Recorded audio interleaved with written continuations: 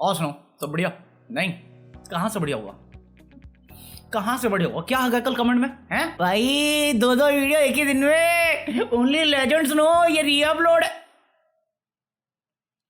ले झंडो सालो तुम, गलती से पहले वाली वीडियो अपलोड कर दी थी मैंने, नई वीडियो के चक्कर में उसे हटानी पड़ी।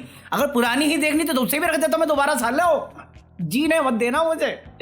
अबे कुछ ढंग का कमेंट कर देते। नहीं ओनली लेजेंड। अपने आप को लेजेंड कौन बोलता है बे? ओके यार मेरी एनर्जी थोड़ी कम लगेगी क्योंकि मेरे को बोलने में दिक्कत हो रही है, तो संभाल ले। खाला सही बोल रहा हूँ मैं, जिंदगी बर्बाद करके रखी है तुमने। दुनिया में इतना कम चल रहा है मेरे साथ, उसके बाद तुम्हारे कम और लेते रहूं मैं। पता है क्या हुआ? अंडरटेकर रिटायर कर गया, अपना अंडू रिटायर। 30 साल WWE के करियर के बाद, हमारे बचपन में इतनी सारी यादें देने के बाद फाइनली अंडरटेकर ने रिटायरमेंट ले लिया है। मतलब फाइनली रेस्ट इन पीस हो गया उसका। बट वो सारी यादें यार, कम ऑन, याद है वो ब्रॉक लेसनर के साथ जो फाइट हुई थी? और वो भी छोड़ो बे, वो याद है तुम्हें अक्षय कुमार ने क्या कुत्ता बना के मारा था? जेन्युइनली अगर तुम्हें आज भी लगता है ना कि उसमें अंडरटेकर है, तुम कुतिया हो बहुत बड़े वाले। और उसमें बुरा नहीं मानने वाली बात, क्योंकि इस वीडियो को शूट करने से पहले मुझे भी लगता था वो अंडरटेकर है असली वाला, एटलीस्ट पहले वाले सीन में, क्योंकि ऐसी अफवाह फैलाई थी। अभी जाके मैं देखा खिलाड़ी में कौन है भाई, अंडरटेकर है कि कोई और है? कोई और ही निकला। धोखा, मेरा पूरा बचपन धोखे से भर दिया सालों ने। धोखा स्वभाव है मेरा। मतलब अंडरटेकर रिटायर होना, अगर तुम्हें छोटी बात लग रही है ना, तुम छोटी लुल्ली वाली लेस्बियन हो इसलिए। अबे कह रहा है वो WWE की शान है, WWF की पहचान है। मेरे को उसकी एंट्री जब होनी थी वो बाइक पर आता था, भाई साहब क्या लगती थी, क्या मेरे को स्वैग लगता था वो बाइक के ऊपर बैठा हुआ। फिर वो अपना गंजा होके बाल बढ़ा के आ गया था, ये साले पहले ही सीधा तू। बट अमेजिंग चीज थी, बहुत ज्यादा एंटरटेनमेंट है, बहुत ज्यादा यादें हैं अंडरटेकर से रिलेटेड। तुम्हारी फेवरेट फाइट कौन सी थी? मेरे को ब्रॉक लेसनर वर्सेस अंडरटेकर बहुत सही लगा था, उसके बाद मैंने छोड़ दिया था देखना। मतलब 2002 तो भाई पूरा WWE चल रहा था, और कोई भी बोल देना कि ये लड़ नहीं रहे, ये एक्टिंग है, ये कोरियोग्राफ लड़ाई होती है इनकी, ये असली कुछ नहीं है। भाई सब लड़ाइयाँ हो जाती थी। अबे असली है तुझे क्या मालूम, साले तू देख के आया क्या है, तू छोटी लल्ली वाला लेस्बियन। बट थैंक यू, वो देखेगा भी नहीं बट फिर भी थैंक यू बोल रहा हूँ मैं दिल से, हमारे बचपन को एंटरटेन करने के लिए। और वो याद है WWE कार्ड आते थे बहन की आँख, ओहो मेरे को याद है साला मैं कार्ड लेके आया था। मतलब पहले तो बड़े बड़े कार्ड होते थे ना, तो मैं कलेक्शन बनाता था उस टाइम पे। तो किसी के पास इतना सा कार्ड था WWE का, 40-50 रुपए में खरीद के लाया, घर वालों ने थप्पड़ मारा मेरे को। फिर वापस करके पैसे वापस लेके आया मैं। किसी और दिन सुनाऊंगा इंटरेस्टिंग कहानी ये भी। अबे मतलब वो हो रही थी, वो क्या कहते थे, मतलब ऑक्शन लग गया था यार क्लास में। वो एक लौता बंदा 10 रुपए का कार्ड खरीद के आया होगा मैक्स टू मैक्स, 5 रुपए के मैक्स टू मैक्स। मैं 2004 या 2002 की बात कर रही है। साले ऑक्शन में 50 रुपए की बोली पे मैं लेके आया था कार्ड। अगले दिन वापस करके आया, और मेरी पिटाई के बाद ना किसी ने बाई नहीं किया उससे कार्ड। वो पता है जब से ये सोशल मीडिया आया ना, तब से बहुत ज्यादा लोग ऑनलाइन आ गए और बहुत ज्यादा हौच-पौच हो गई। हमारा टाइम सिंपलर टाइम होता था, और हमारे मॉम डैड का टाइम उससे भी ज्यादा सिंपलर होता था। मतलब WWE और बॉलीवुड यही चलता था, और क्या था। तब नेपोटिज्म नहीं थे, ड्रग्स नहीं थे, बस एंजॉयमेंट थी, एंटरटेनमेंट था। और एंटरटेनमेंट की बात करें तो कंगना रनावत और मुंबई पुलिस के साथ सीन चल रहा था, तुम्हें मालूम है। बट कंगना रनावत मेरे ख्याल से उत्तराखंड में अपने कजन ब्रदर की शादी के लिए, तो पुलिस ने उसको समन भेजा था। 2 समन भेज चुके थे, और तीसरे समन पे भी वो नहीं आई। और अभी वो केस कोर्ट में चला गया है, बॉम्बे हाई कोर्ट में चला गया है। और सारी बहस के बाद कंगना के वकील ने बोल दिया भैया मैरिज थी इसलिए नहीं आ पाए, आएगी तो मैं लेके आ दूँ ना। वो आएगी, मैं ले गया हूँ सर प्रॉमिस कर रहा हूँ, वकील हूँ, झूठा नहीं हूँ, वकील हूँ। ये काला कोर्ट है, इसकी कसम। कोर्ट जज ने पूछा कब आएगी भाई, हैं कब आएगी? रुको सर पूछ के बताता, रुको। हेलो कंगू, मैं मजाक नहीं कर रहा, यही हुआ है कोर्ट में। फिर मुंबई पुलिस ने जो धाराएं लगाई थी ना, उसमें से 1-2 धारा जो थी वो सेट नहीं बैठ रही थी, जिसके चलते जो जज है उसने अरेस्ट वारंट हटा दिया है। और जनवरी तक का इन्होंने टाइम ले लिया कि जनवरी में जब कंगना आएगी तो तुम समन पे देखेंगे हम। बट अरेस्ट से बचा लिया उसको कुल मिला के, जो मेरे को लगता है अच्छी चीज़ है। भाई साहब मानो ना मानो, हम कोरोना को कितनी भी गाली देते हो, कोरोना की वजह से बहुत सारे काम बच जाते हैं तुम्हारे। अरे सर वो क्वारंटीन होगी ना, उसके बाद फिर आएगी और कोरोनाटीन। बट ज़्यादा दिन ये चलने वाला नहीं कोरोना बाय द वे, क्योंकि गुड न्यूज़ आई है हेल्थ मिनिस्ट्री की साइड से कि 25 से 30 करोड़ जो कोरोना वैक्सीन है वो सितंबर तक अवेलेबल हो जाएगी। और फर्स्ट वो जो मेडिकल स्टाफ है, जो डॉक्टर्स हैं, उनको प्रोवाइड किया जाएगा। हाँ तो बेसिकली मारो जीने मत दो सालों हमें। 25 से 30 करोड़ तुम मेडिसिन लेते आओगे, बट इंडिया की पॉपुलेशन 135 करोड़ है, हम जिएंगे कि नहीं सर, बताओ सर। नहीं। 25 से 30 करोड़ अगर मेडिसिन तुम सितंबर तक 2021 तक में ला रहे हो, तो मतलब समझ रहे हो तुम 2022 तक तुम्हारे लिए मेडिसिन आएगी, तुम्हारी कोई वैल्यू नहीं कोई वैल्यू नहीं तुम्हारी, जिंदगी बर्बाद हो गया मेरा, साले कुत्तों की जिंदगी। बस यही बोल रहा हूँ बे।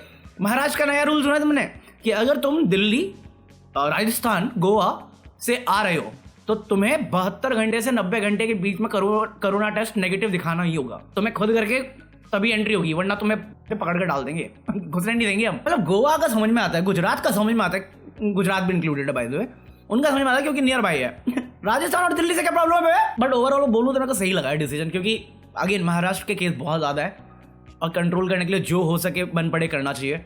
और मेरे को लगता है ये सारे स्टेट में अप्लाई होना चाहिए, क्योंकि इन दी एंड फिर वो गवर्नमेंट जो रूल कर रही है उस स्टेट को, उन पे क्वेश्चन उठते हैं कि तुम फेल कर रहे हो। तो मेरे को लगता है ये ज़्यादा इफेक्टफुल होगा। टेस्टिंग की टेस्टिंग हो जाएगी और पॉजिटिव अगर पाया गया तो तुम उसे क्वारंटीन कर सकते हो या ट्रीट कर सकते हो।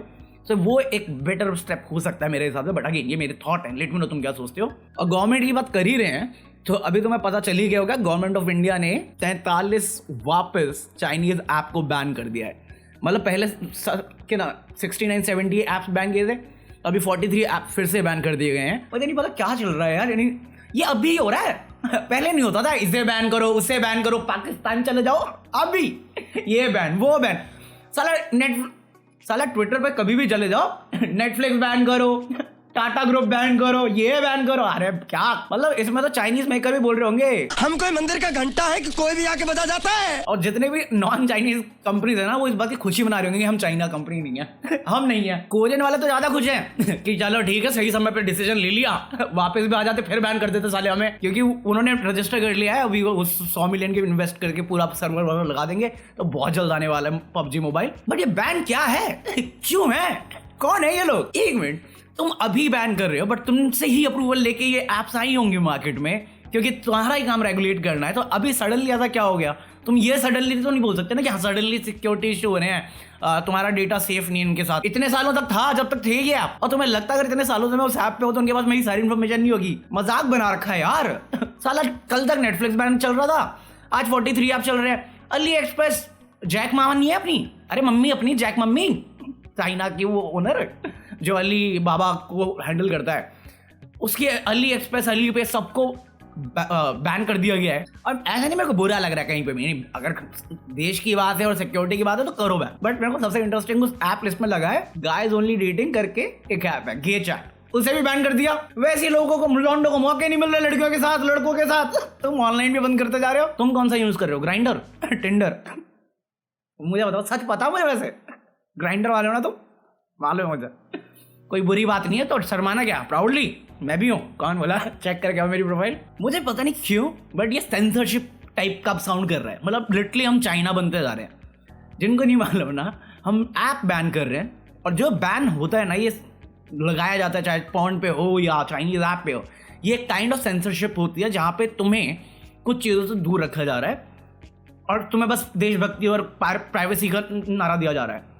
चाइना भी एग्जैक्टली यही करता है। चाइना में यूट्यूब बैन कर दिया था, फेसबुक बैन कर दिया था, उनके लिए उन्होंने खुद के प्लेटफॉर्म बना लिए, और एग्जैक्टली सेम चीज अब इंडिया में भी हो रही है। अबे तुम देखो ना, टिकटॉक बैन किया तो टकाटक आ गया, पबजी बैन किया तो फौजी अनाउंस कर दिया, और अभी तो ट्विटर पे भी आ गया है कि ट्विटर का टूटर आ गया। मैं मजाक नहीं कर रहा, टूटर जैसी नाम करके एक चीज है, वेबसाइट है जो लिटरली रिप ऑफ है ट्विटर की, और उस पे मोदी जी, अमित शाह जी और राजनाथ सिंह जैसी बड़ी बड़ी पर्सनैलिटीज ऑलरेडी अवेलेबल हैं वेरीफाइड अकाउंट के साथ। और वो कह रहे हैं स्वदेशी ऐप है, आंदोलन 2.0, देशभक्ति घुसेड़ दी। इसके प्राइवेसी सेटिंग में जाओ, मतलब पॉलिसी, प्राइवेसी पॉलिसी जो होती है, अगर स्वदेशी ऐप है तो कॉन्स्टिट्यूशन ऑफ इंडिया फॉलो करनी चाहिए ना। ताले यूएस की कॉन्स्टिट्यूशन फॉलो कह रहे हैं कि कोई भी अंधा किसी भी बंदे की कॉपी नहीं करेगा, मतलब फेक प्रोफाइल नहीं बनाएगा अकॉर्डिंग टू अमेंडमेंट। यूएस का फर्स्ट अमेंडमेंट है कि वो प्रोटेक्ट करेगा लोगों की फ्रीडम ऑफ स्पीच, रिलीजन और जो भी वो करना चाहते हैं, जो बेसिक ह्यूमन राइट है इंडिया में।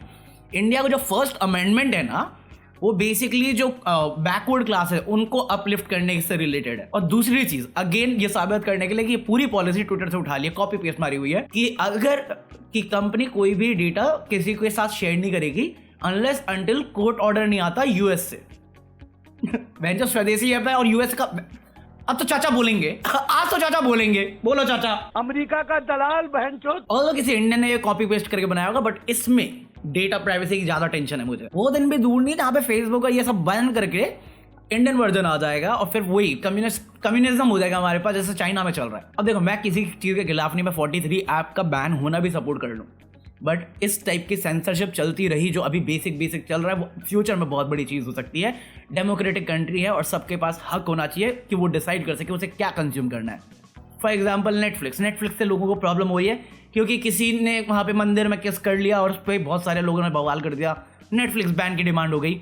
और नेटफ्लिक्स बैन हो सकता है, तो मैं फन स्टोरी बताऊं, क्योंकि तुम्हें मालूम है पावर अथॉरिटी या ब्रॉडकास्टिंग मिनिस्ट्री के पास है। But again, as an democratic country तुम्हारे पास बेसिक ह्यूमन राइट है। अगर तुम वो चीज़ कंज्यूम नहीं करना चाहते मत देखो।